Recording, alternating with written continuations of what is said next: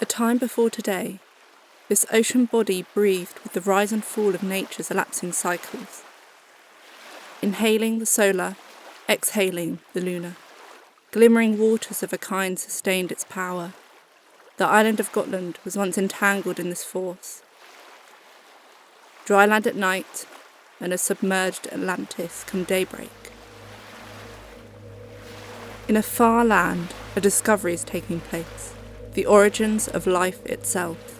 Phosphorus, the light bringer, the morning star, the torchbearer, is extracted from lively soils and multiplied within her rhythmic cycle of life-giving. A change occurs. She begins extracting life from some to provide life for others. But she is not to blame. There are puppet masters at work, and her hands are tied.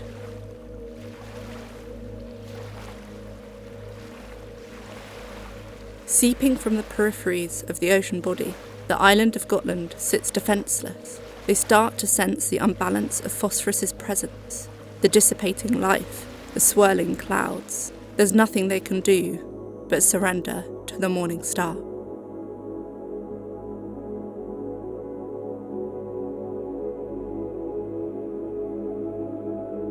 As the island adjusts to their new way of being, something conjures in the shadows. Not yet seen, not yet heard, but a mourning for the loss presents itself in the crevices of Gotland. The loss of ritual, taken away by the overarching forces at play in the surrounding waters. The rituals of travel, the rituals of productivity, the rituals of patience, the rituals of feasting, the rituals of gathering, the rituals of resting. The people of the island mourn their changed livelihoods.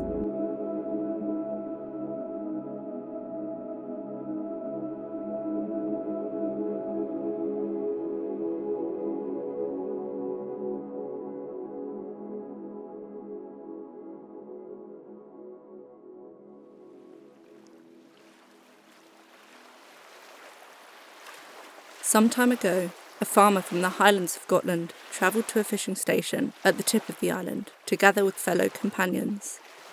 They exchanged tales of joy about their momentary lives at sea and decided to take a fishing boat out onto the water. As they approached the shoreline, they noticed a blue-green swirl dancing in the water. Thinking this is strange, though harmless, they continued their voyage into the open sea. However, they caught not one fish that day. The green swirling cloud had eaten up all the oxygen that the fish survive on. The farmers returned to the shore disappointed, and as time went on, they stopped visiting the fishing station.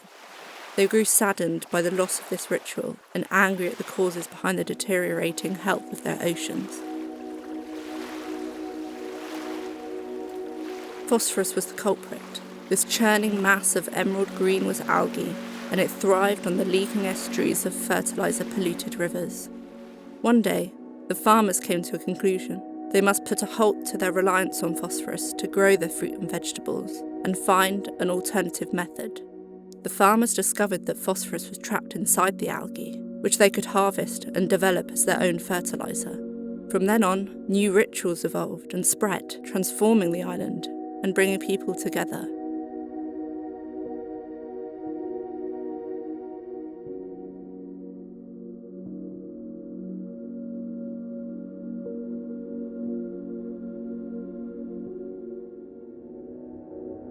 The year began unusually to the times prior, as the first full moon rose after the first new moon after the winter solstice. Communities gathered at their nearby fishing stations to set sail along the coastline.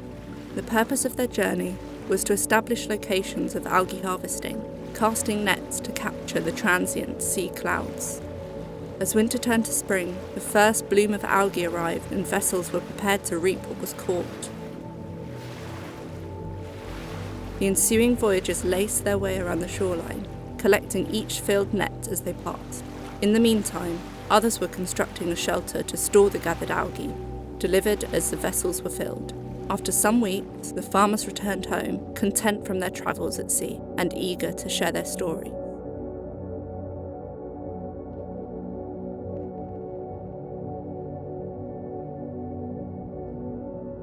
In the cool months of early spring that year, limestone boulders travelled from upland to establish their enduring life on the coastline. These became the foundations for a place of protection, built of wood from the dense forests. This folly waited patiently for its purpose, and after some months, once the green clouds at sea had surpassed, the voyagers of algae harvesting were set on their courses to arrive. One by one, the field nets were fed up through the centre of the shelter, securing themselves in preparation for the elapsing seasons. As time went on, the algae began to dry as the shelter breathed the winds from the south and west.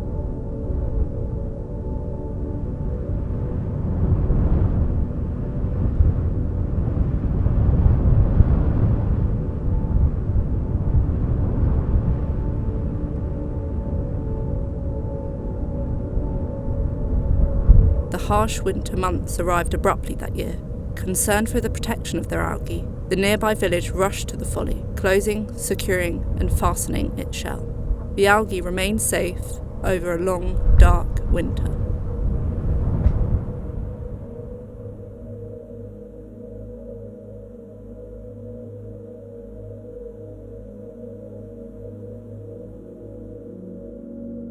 Spring was welcomed after the new moon rose again, and the farmers returned to the fishing station to observe the endurance of their protective folly. To their joy, the harvested algae was bone dry and in a ready state to be transported. As spring became summer, preparations were made for the following year. As the land was reaped of its produce, the next folly arose in the farmland atop solitary limestone boulders, a presence that will in turn surpass any future follies. This folly's purpose functioned in the processing of dried algae into fertiliser, though first it waited patiently dormant for its moment to be awakened. Meanwhile, the sea's green clouds eased and the dried harvested algae was eager to be taken inland.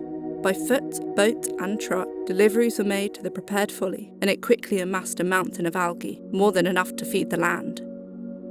Processes ensued, and when the following spring arrived, algae traversed the land in alternate form, enriching phosphorus into the soil. The plants were delighted, and the harvest was abundant that year.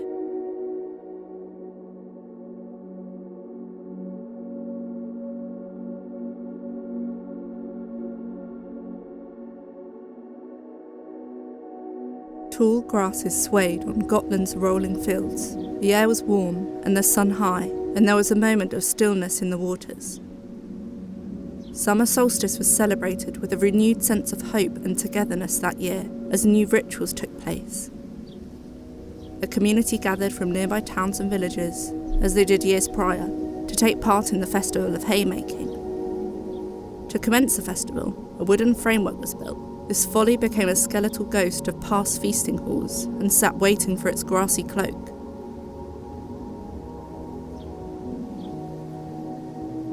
Next followed the reaping of the tall grasses from the surrounding fields, gathered and piled high on the folly, casting shade from the high sun on the long summer days. Months passed and the grasses became brittle as they dried to hay. During this time, celebrations of the harvested produce and midsummer ensued in the forms of grand feasts and dances. To close this time of festivities, in high spirits, the people of inland led a procession from the folly, leaving it bare of its cloak as they carried the hay to a place of renewal.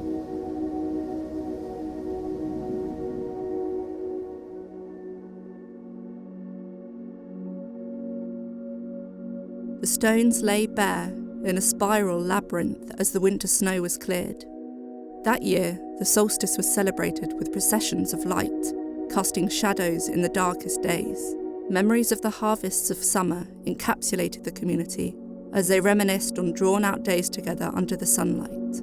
As the new year approached, the hay from the summer past was brought and laid onto the stone spiral, binding and weaving to amass a grand mound.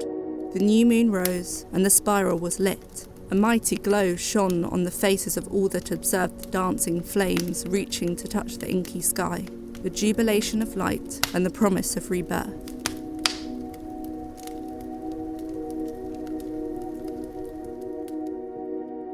The following day, the presence of the night prior had settled to a thick carpet of ash.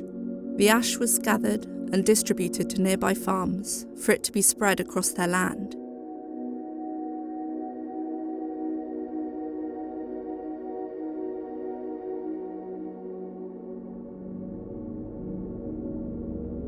Time passed and the island settled into a cycle of re-established rituals. Down by the coastline, people began assembling at a fishing station each year to welcome a revived space of gathering. Limestone boulders marked the points of sunrise and set, and lunar symbols were placed atop tall wooden pylons, all aligning with the earthly cycles. Convivial feasts would occur here, and mass shoreline cleans of stranded algae blooms in the warmer months, taking ownership of their local waters once again. Traces remained as the structure travelled to its neighbouring fishing station as the new year arrived. And the people rested, wallowing in the reviving waters of Gotland Island.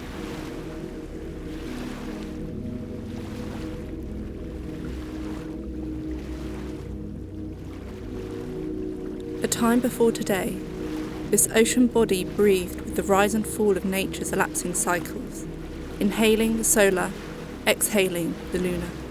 Glimmering waters of a kind sustained its power. The island of Gotland was once entangled in this force, and now it is at peace with it once again. But for how long? Disturbance still holds a presence in the phosphoric cycles of the ocean edges. Only time will tell.